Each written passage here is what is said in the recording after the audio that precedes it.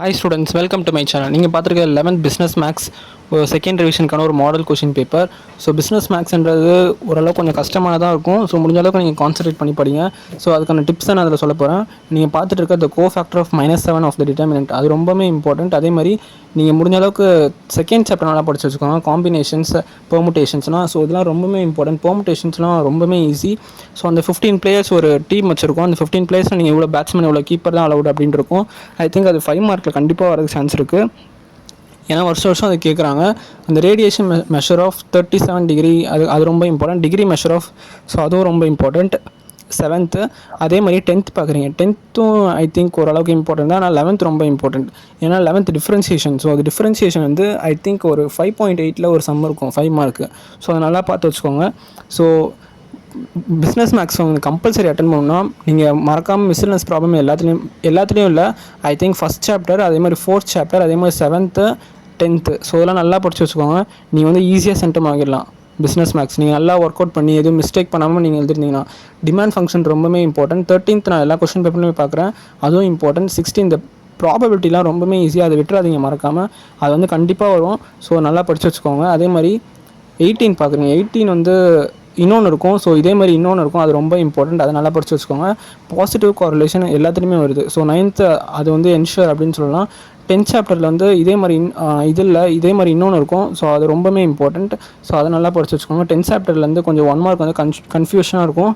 அதுக்கு நல்லா பார்த்து படித்து வச்சுக்கோங்க. 22, ஸோ 21, 22 ரொம்பவே ஈஸி. நீங்கள் அதெல்லாம் விட்டுறாதீங்க, அட்டன் பண்ணிடுங்க.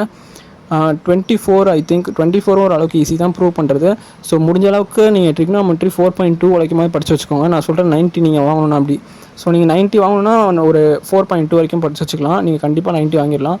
மற்றதெல்லாம் நீங்கள் நல்லா படித்தா. பேஸ் தியரம் ரொம்பவே இம்பார்ட்டண்ட். அதே மாதிரி இந்த டோ சம் இருக்கும், டோ ஸ்கொயர் u/டோ எக்ஸ், ஸோ அதெல்லாம் ரொம்பவே இம்பார்ட்டண்ட். அதை நல்லா படிச்சுக்கோங்க. 26 பார்க்குறீங்க. ஸோ அது ரொம்பவே ஈஸியாக. அது 5 மார்க்லையும் கேட்குறதுக்கு சான்ஸ் இருக்குது. 5 மார்க்னால் உங்களுக்கு 6.1 ஃபஸ்ட் சம் இருக்கும். ஸோ அது வந்து கண்டினியூஸாக 5 மார்க்கில் வருஷம் வந்துட்டுருக்கு. 34 பார்க்குறீங்க. 34 ரொம்பவே இம்பார்ட்டண்ட்டு. ஸோ அந்த நீங்கள் ஆல் சில்வர் டேன் கப் அந்த ஃபார்முலா வச்சு நீங்கள் போட்டால் ஸோ ஈஸியாக 1 வந்து நீங்கள் ப்ரூவ் பண்ணிடலாம். அதே மாதிரி 36 ரொம்ப இம்பார்ட்டன்ட். 38 ஹார்மோனிக் மீன், அது வந்து வந்துக்கிட்டே இருக்குது. 39 இம்பார்ட்டன்ட். 40க்கு வந்து ஐ திங்க் நீங்கள் மிஸ்லெனஸ் ப்ராப்ளம் நான் சொன்ன மாதிரி ஃபஸ்ட் சாப்டரில் இது இருக்கும். அது ரொம்பவே ஈஸி தான். அது 0ன்னு தான் ப்ரூவ் பண்ணணும், பெருசாக எதுவும் பண்ண வேண்டியதில்லை.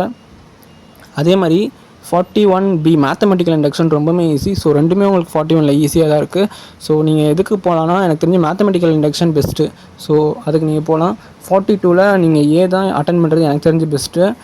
ஏன்னா பி வந்து உங்களுக்கு ட்ரிக்னாமெட்ரியில் நீங்கள் எங்கேயும் மிஸ் பண்ணால் உங்கள் ப்ரெசன்டேஷன் தான் கொஞ்சம் புவர் ஆகிரும். அதுக்கு தான் சொல்கிறேன். ஸோ மேக்ஸ்லேயும் ப்ரெசன்டேஷன் ரொம்பவே இம்பார்ட்டன்ட். ஸோ அந்த டிஃப்ரென்ஷியேட் சைன் கியூபெக்ஸ் ரொம்பவே இம்பார்ட்டன்ட். ஆனால் நீங்கள் பிக்கு போயிருங்க. அதே மாதிரி 44B ரொம்பவே ஈஸி. ஸோ அதை அட்டன் பண்ணிடுங்க. 46ல் நீங்கள் 46B ரொம்பவே இம்பார்ட்டண்ட். பார்ஷியல் ஃப்ராக்ஷன்லாம் விட்டுறாதீங்க, அது ரொம்பவே ஈஸி. ஸோ அதை அட்டன் பண்ணியிருக்காங்க. வந்தால் 47 பார்த்துட்ருக்கீங்க. 47 வந்து அந்த நான் சொன்ன மாதிரி டோ u/டோ எக்ஸ் வந்துருக்கு பாருங்கள். ஸோ நீங்கள் அதுக்கு போயிடலாம், அது ரொம்பவே ஈஸி. ஸோ நீங்கள் பார்க்குற ஆனால் 47B வந்து ஃபஸ்ட் சாப்டர் தான். ஸோ முடிஞ்ச அளவுக்கு அந்த பி அட்டன் பண்ண பாருங்கள். Thank you, all the best. ஏதாவது டவுட்னா என்கிட்ட வாட்ஸ்அப்பில் கேளுங்க. தேங்க்யூ.